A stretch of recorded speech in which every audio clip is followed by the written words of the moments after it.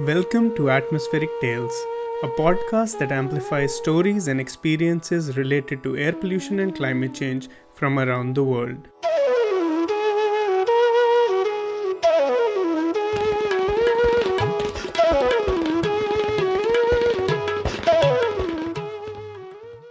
I'm your host Shazad Ghani, and welcome to another episode of Atmospheric Tales.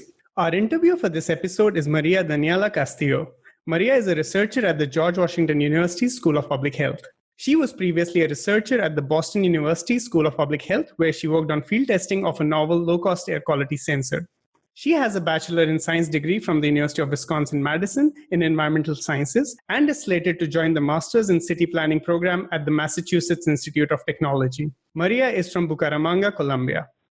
Our guest today is a chemical and environmental engineering professor at the National University of Colombia in Bogotá. He's well known for his work on understanding air pollution in Colombia, where he uses measurement and modeling techniques to recommend effective policy measures to reduce air pollution. He received his PhD in 2002 from the University of Leeds in the UK and was a professor at the Universidad de los Andes before joining the National University of Colombia, where he has been a professor for the past decade and a half. His work has been supported and funded by local environmental agencies in the Bogotá region, as well as other institutions such as the Colombian National Institute for Hydrology, Meteorology and Environmental Studies, the Ministry of Environment and Sustainable Development, the World Bank, the Colombian Science, Technology and Innovation Department, and the Universidad Nacional de Colombia. I'm excited to welcome our guest, Dr. Néstor Rojas. Welcome to the show, Néstor and Maria. Thank you very much, Shazad. It's an honor to be here. Thank you, Chesad, for having us today. It is a pleasure for me to interview Professor Néstor Rojas. So I want to start with a little bit of background. So in Colombia, major cities like Bogotá and Medellin are often in news for poor air quality. At the same time, rural areas such as the Orinoquia at the border with Venezuela experience high pollution during the dry season due to wildfires and land clearing. Every year, approximately 15,000 premature deaths can be attributed to air pollution in Colombia. So given the importance of studying air quality in Colombia, Néstor, can you give us an overview of the work you have been doing and how it lies at the intersection of science, health, and policy? First, I'd like to give you a bit of context. When I came back to Colombia from my PhD in 2002, I was working on engine emissions. I did my PhD thesis on diesel engine emissions for light vehicles. And when I came back here, then I started looking for a lab or a university that had the infrastructure to work on engine emissions, but that actually was very, very hard to find. Only the Institute for Oil Research, Instituto Colombiano del Petróleo, had the right labs to conduct that kind of research. And later, Professor Ramiro Agudelo at the University of Antioquia in Medellin has been building a very nice lab. It has taken nearly 2 decades to have an excellent lab for measuring engine emissions. But at that time, I didn't have that kind of opportunity. I talked to the Institute of Oil, and they didn't have open places for new researchers. So I started looking for other options. I joined the University of Los Andes. I found that the research on air pollution there was conducted in a different department, and I had to meet some other responsibilities there. So I didn't really start working on this topic straight away. But I started looking for other options to do research, and I found that I had to move from engine emissions to air quality because I saw there were many research gaps in air quality. So I started studying. I had the opportunity to go to Sweden for a 5-week course on air quality management and technology in 2004. And that was very important for me because I learned a lot about this, about how to manage, how to do research and how to apply that research to change policies that were designed to improve air quality and improve health of the population. So after that, because of different reasons, I moved to Universidad Nacional, the National University of Colombia in Bogotá, and I started actually applying what I learned before in those years on air quality. So I defined some research studies and research issues that I wanted to work on. And I got very close to the environmental agency and to other researchers that were starting actually conducting these kind of studies at the same time. The community at that time, the scientific community on air quality was very, very small. But I found out that several more people were actually interested in working on this topic. For example, Dr. Eduardo Berens at Universidad de los Andes and Jorge Pachón at the University of La Salle. So we joined efforts to start conducting studies on air quality in Bogotá. We kind of agreed what to study according to the needs of the environmental agencies. So I started working on source apportionment studies. We conducted a couple of studies, one at Universidad de los Andes and one at Universidad Nacional, with different sampling points and somehow some different techniques. And those were very important to plan or to design the 10-year air pollution abatement plan for Bogotá from 2010 to 2020. I also started conducting some studies on emission inventories for air quality modeling. One important thing to say here is that Colombia actually hasn't had the capacity in their national institutes to conduct national emission inventories as those you can find for the US or for Europe that are very detailed and very specific. So we didn't really have good emission inventories at the national level. And we had an emission inventory for Bogotá that was conducted by Erika Zárate and colleagues at the EPFL under the supervision of Professor Alain Clapier and some of the people here at the Universidad de los Andes, such as Luis Carlos Belalcázar. So they had worked on these emission inventories, but we actually needed an upgrade of those inventories. So we started working on that too for modeling purposes. Another study that was important at that time was the estimation of air pollution-related costs. That was also in support of the 10-year air pollution abatement plan, 2010-2020, and some exposure measurements, especially by the roads that are used for the BRT system in Bogotá. And finally, with another colleague of mine at Universidad Nacional, Elmer Acevedo, we performed a few studies on emissions measurements that were conducted on road, real-world measurements from the buses in Bogotá. Those were the main studies that I've been conducting from the time I joined the Universidad Nacional in 2006 today. Thank you for sharing that, Nestor. I think it is great that you were able to navigate different institutes and cities to find a department that was the right fit for you. So as you said, the air quality field in Colombia was very small, but is now growing rapidly. So what do you think is the current state of understanding on air quality in Colombia today? What are the things that we know thanks to the measurements and models that you just mentioned? And what are the things that we don't know and need to investigate further? Thanks for that question, Maria. The main research groups have been in Bogotá and in Medellín. So several researchers have been working on this kind of studies that I commented before. And as a result, we have a good knowledge of source apportionment to PM10 and PM2.5 in Bogotá and Medellín. And there is some preliminary work in other cities too and regions, but still a lot to develop in other places of the country. We have better local emission inventories for Bogotá and for Medellín. And the Ministry of Environment finally started working on a national emission inventory for air pollutants. They had actually estimated the emission inventories for greenhouse gases because of the commitments, international commitments for greenhouse gases and climate change. But the first air pollutants, criteria pollutants emission inventory is actually about to be issued in Colombia. They have estimated it already, but they haven't actually opened it to the public yet. We have also identified which are the highly polluted microenvironments in a city like Bogotá, and there are some similar studies in other cities too. And we have estimated the impact of long-range transport of biomass aerosols from the Orinoco Basin between Colombia and Venezuela, where a lot of biomass burning occurs, especially in the first quarter of every year.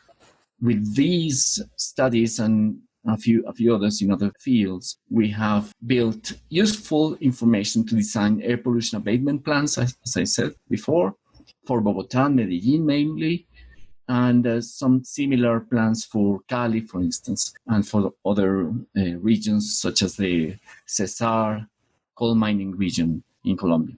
This research has been conducted by the community. The scientific community has been useful for those air pollution abatement plans. And this has also increased the citizen awareness of the problem. Many more citizens are aware of this problem now than were at the time when I came back from my PhD. So that's good news. But that has taken nearly 2 decades. There are many things that we still don't know much about. There's a lot of research needs to be done out of these big cities and in the critical regions. So we don't know much about the impact, for instance, of the Amazon deforestation on the air quality of cities that are located near the rainforest, for instance, far away from the main cities. We don't know how the air quality is in our natural parks. We don't know how much is the impact of regional phenomena or about transboundary pollution from Venezuela, for instance, to Colombia, or from Colombia to Ecuador. We don't know much about that. There are still many questions. Even in the cities where we have been working more, we have lots of unresolved questions. We don't know much about the load of resuspended particles in Bogotá, although Professor Jorge Pachón, for instance, has been working a lot about that subject, and still we need to prove our measurements and our models to be able to predict how that would change with different kinds of measures. We know that can be an important problem, but we still need to have more details about the real impact of those resuspended particles. We need also to develop more realistic emission factors for several sources, even for vehicles, because our fleet is completely different from an American fleet or for the European fleet in terms of aging, engine technology, the way that we drive, and so on. So we still need to do much more work on that. And definitely we need to know much more about the real situation of air quality in many of our cities. Our monitoring networks are just a few and are very small. So most of the country is actually a question mark in terms of air pollution. We don't know the air pollution in most of our cities and towns. So there's a lot of work to do. It's a good thing that the scientific community has been growing. And more researchers are working in those small cities and the regions, but we still need to collaborate much more to be able to know how the air quality is in Colombia. It is good to see that the scientific community is growing in other regions like in the Orinoco and Cesar, and not just in Bogotá and Medellin. And I think it is really important to know that there are still some knowledge gaps in the Amazon region and national parks, as you mentioned, because even if not many people live here, we still need to first understand the emissions at the national level too. So going back to cities, Colombia has about 5 to 10 metropolitan areas with more than 1 million inhabitants. And of these, Bogotá is the most populated one with over 7 million people. What do you know are the major sources of air pollution in Colombian cities? And are there specific neighborhoods within the cities that are more polluted than others? The work of our group and some of my colleagues in other universities has shown that about 3/4 of the air pollutants from combustion sources is from traffic, from mobile sources, and the rest from point sources in the industrial areas. And part of it, a little bit of it, about 1% or so, 2%, is from commercial sources. For commercial, I mean the restaurants and similar sources that use charcoal, for instance.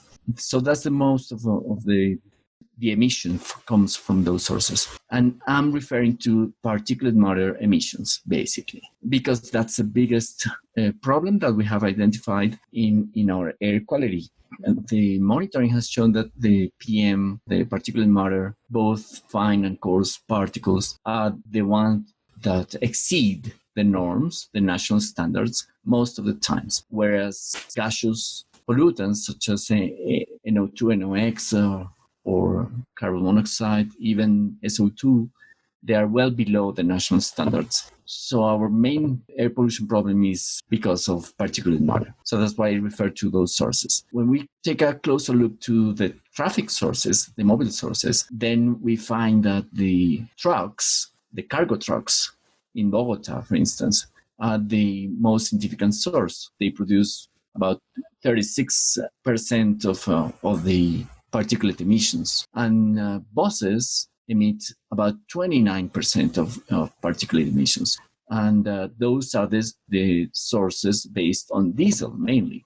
The third most significant source is SUVs based on diesel. So we have identified clearly that we need to improve the emission control or start using emission controls for diesel vehicles. And that's what is happening already. The new fleet of the city has the diesel particulate filters installed, or they are natural gas engines. So that's a decision in the right direction, but we need to improve that for the diesel trucks too, that are very old in the country.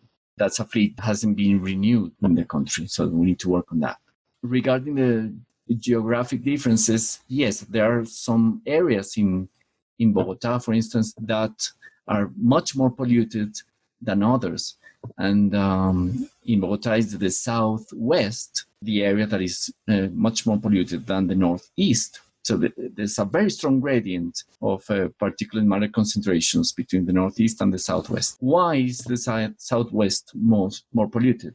It's because it's the area where the industrial sources are located, and also the area that is more connected to the places where the goods are produced. Or, for example, the food always enters in that area, always comes from the west or the southwest. So there's a lot of traffic of diesel trucks in that area.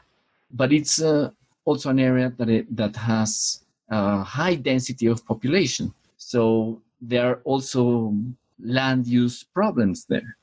We have industrial areas and lots of traffic, lots of cargo trucks there, and many people exposed to high levels of air pollution. So the sources and the receptors, the people who are exposed to that pollution are in the same place. So we have also to work on land use and land planning issues. And that situation is probably something that we can see in other cities, just we haven't studied them carefully. Medellin has a similar problem between the north and the south, but the situation in other smaller cities is not so well known.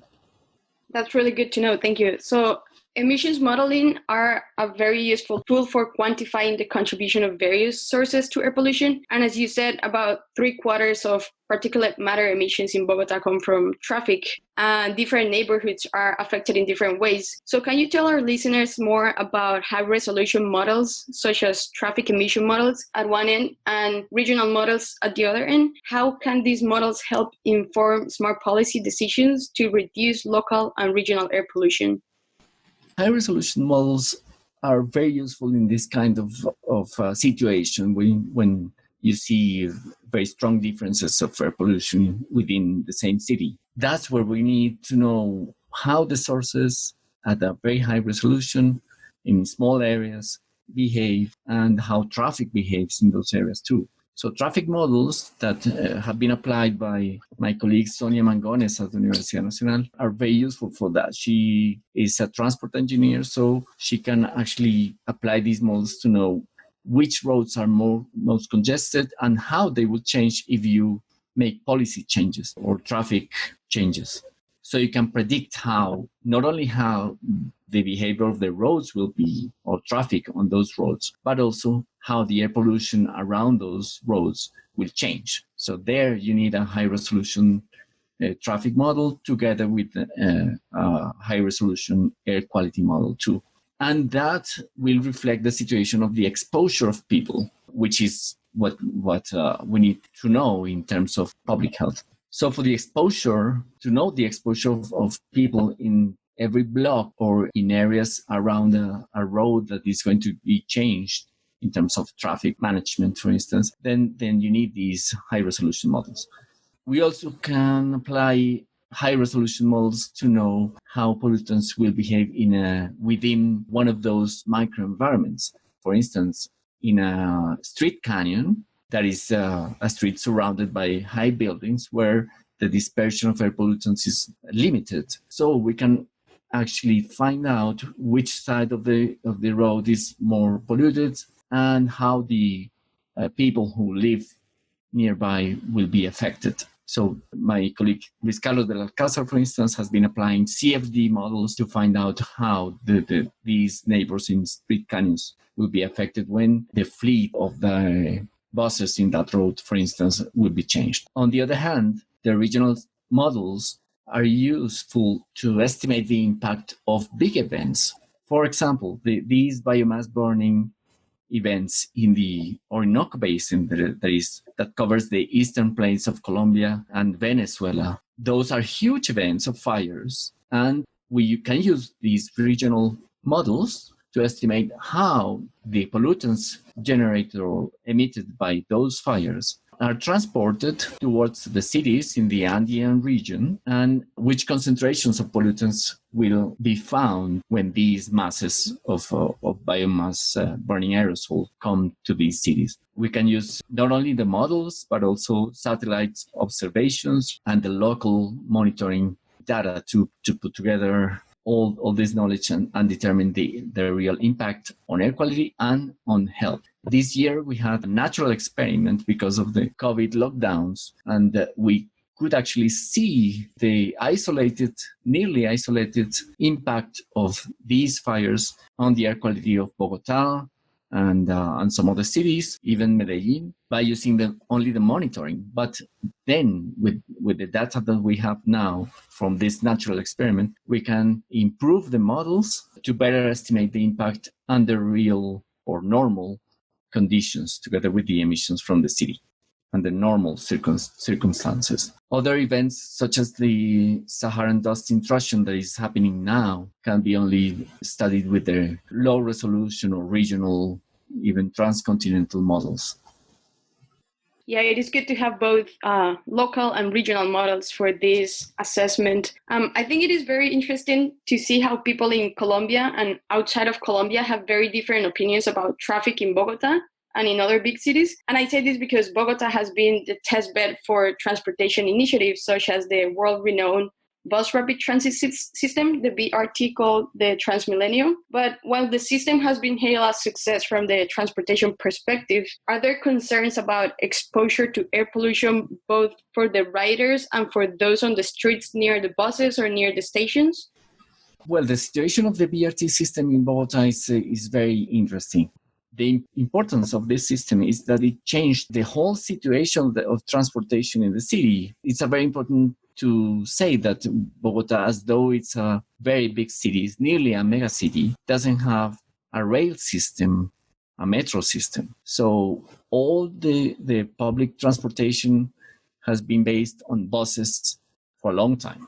And even though the need for a metro system has been there for decades, just a couple of years ago, there was the real decision to build a metro system. Lots of problems in the decision-making processes on this transportation problem. So when Transmilenio was designed and implemented in the city, the first line of Transmilenio, that was in 2000, then it really meant a big difference compared to what was happening before. There was a very disorganized transportation system that happened in many countries in Latin America, actually, the disorganized bus transportation system was in place. So this meant a big change because of a better quality of the buses, more capacity of the buses, and a more organized way to use the transportation system in the city, the public transportation. The dedicated lanes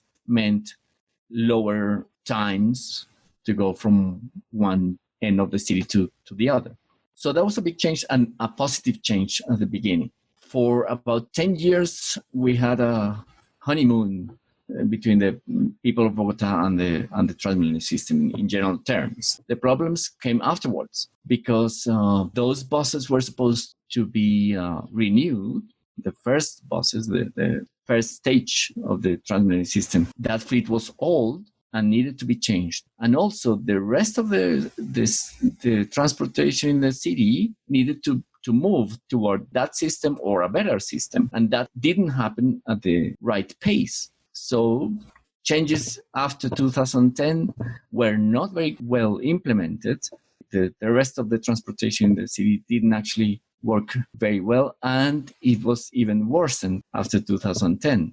And there was a very important policy mistake that was extending the lifetime of the first fleet of the Transmilenio system without considering how those engines were aged or deteriorated. That decision didn't take into account that they would emit much more pollution than when the buses were new, but they extended the lifetime anyway. So what we started to see was these buses that once were a symbol of progress in the city, emitting huge clouds of soot, of particulate matter, very visible. So that changed the image of the system totally.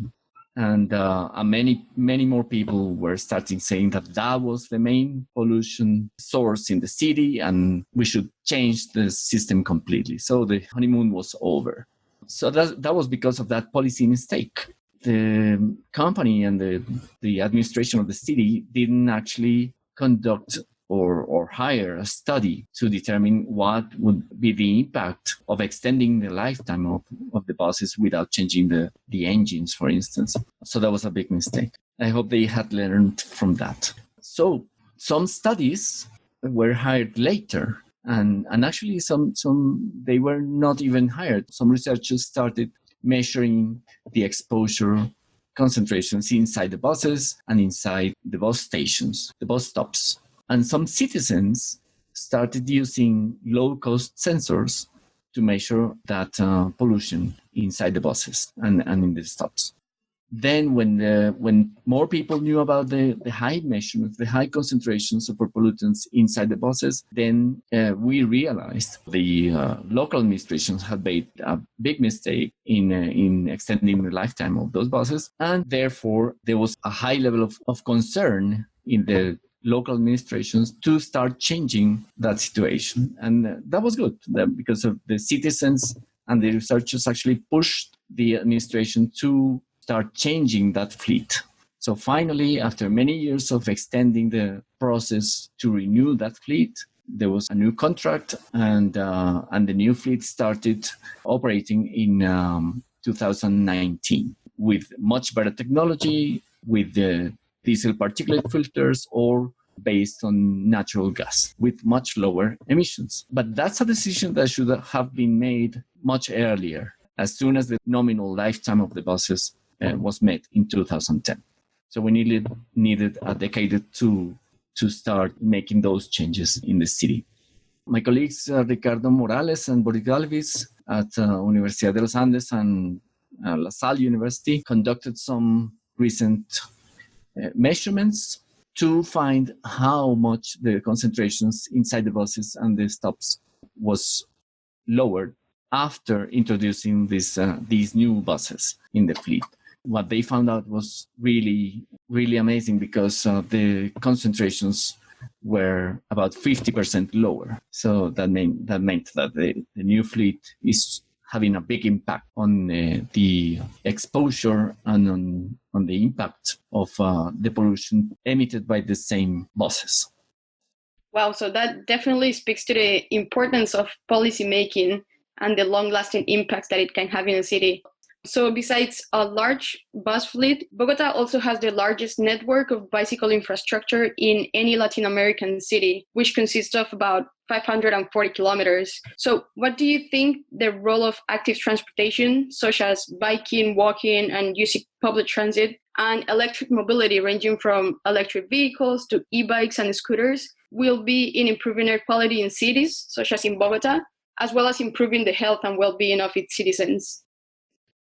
We are lucky to have a very good infrastructure for bicycles, and that has allowed the city to have about 10% of the daily trips by bicycle, by this mode of transportation. The city has reached a very unsustainable point in vehicle transportation because of the lack of the metro system and the overcrowding of the Transmilenio and the bus system. So we really need better solutions, and I believe firmly that the answer is in biking, in walking, and e-bikes and scooters, because those micro-mobility solutions are less space demanding, and they can actually provide the right travel time for the city that the citizens need. And this will definitely have a good effect on air quality because these transports don't have local emissions. My students, we have been conducting some measurements along the bike paths in Bogotá, and we have found what kind of infrastructure is better to reduce exposure. Of course, the best infrastructure is that is built away from big avenues. That could actually create some safety issues because of they could give more opportunity to steal bicycles, for instance. But we need that kind of infrastructure, bicycle infrastructure, more isolated from the emissions from big sources such as trucks and buses and even light vehicles because of the traffic. It is great that you have been taking these real-time measurements. With the rise of low-cost sensors such as Canario, which is based in Bogotá, or Purple Air, which is being used globally, how do you envision the role of citizen science and open data in decentralizing knowledge and in increasing public awareness and community advocacy to improve air quality in the city? Are you hopeful, or are you skeptical towards these little actions that could ultimately influence policy? I'm definitely hopeful about the use of these low-cost sensors, and this is why we have actually lots of limitations in our air quality monitoring. Our network, as I said before, is very limited, it's very small. We have many places in the country where we don't know what air quality we're having. So these sensors could actually provide a solution to know what the air quality is in many towns, many small towns and small cities in the country, even in our natural parks and some other places.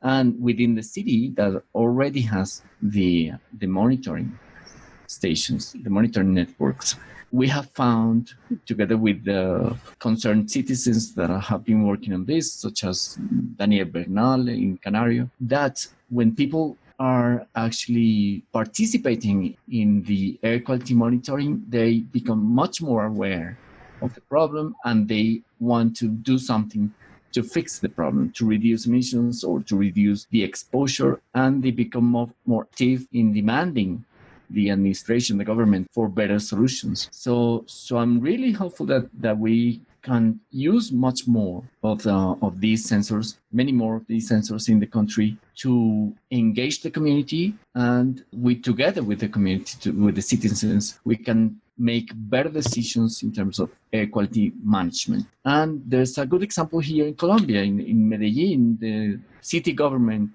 actually promoted the use of these low-cost sensors to increase the awareness and even increase the resolution of the air quality monitoring.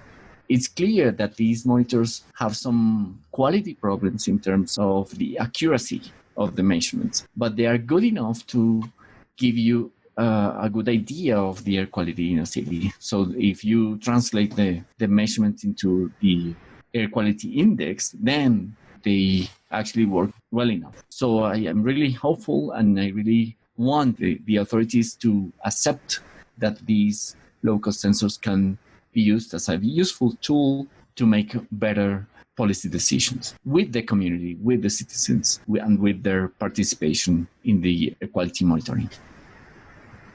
I think we're starting to see worldwide how citizen science projects are increasing public awareness. And it's great that Bogotá and Medellin are already on board with that. So what would be your main recommendation for large and medium-sized Colombian cities to improve air quality? And do you think these lessons are relevant to other Latin American cities as well? The work in Bogotá and Medellin has shown that when they are open to work together with the researchers to fund research studies and go deeper into the causes and the sources of the air pollutants, then this knowledge is very useful for them to make the right decisions and to design the right plans to abate air pollution. So I would invite other local governments in Colombia and in other Latin American cities to work together with researchers and with the community to design better air quality management plans. That is actually, we have learned in Bogotá, and we have the opportunity to meet the local government often and discuss the solutions with them, discuss the research needs, and then provide them the evidence to make better decisions policy-wise.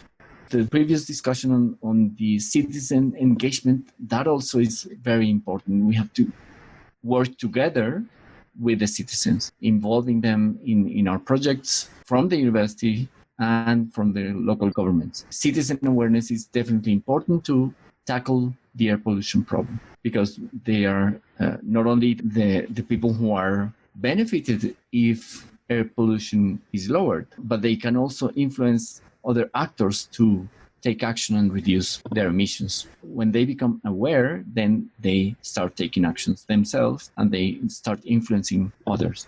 So those are the two lessons that I would give to the local governments in small cities. Listen to the researchers and engage the communities.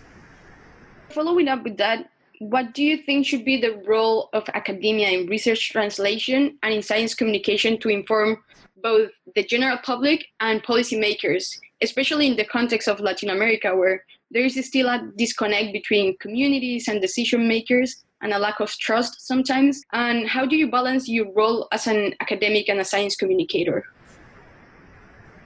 I'll tell you about my experience. We have created this space of the Colombian Conference on Air Quality and Public Health in 2007, because there was no scientific event previously, or not with the impact that this event has had. So we started with this conference, and there we have increased the communication between not only among academics and scientists, but also with the national government and the local governments in Colombia. And that has also attracted the interest of the media and of the citizens.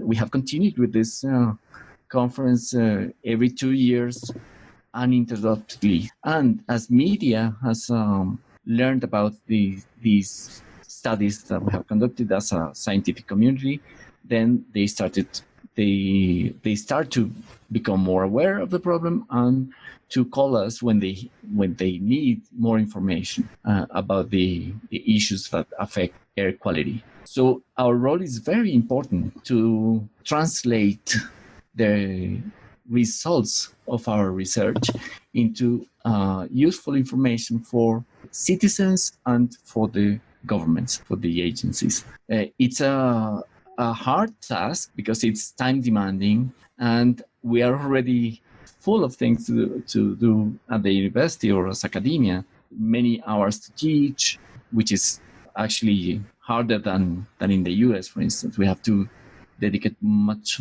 more hours to lecturing and teaching, so less time for research. But even so, we are interested in dedicating some time to answer the questions of the media and the community, to participate in events, to show our results and so on. So it's a very important role, and my colleagues and I consider that very important. Yeah, it is great to see that researchers in Colombia are willing to engage with the government, with the media, and with the general public. Thank you so much for speaking with us today, Nestor. This is very informative, and I believe all of our listeners learned from this conversation today. It's been a pleasure to be here with you. Thank you, Maria, and thank you, Shazad. With that, I would like to thank our guest Néstor Rojas and our interviewer Maria Daniela Castillo for joining us on this episode of Atmospheric Tales. Please reach out to us if you'd like to suggest episode topics, guests, or be an interviewer on one of our episodes. Our contact information can be found on our website, atmospherictales.com. You can also follow us on Twitter and Facebook to ask questions to our upcoming guests. Thanks to all our listeners for tuning in. Make sure to subscribe and share.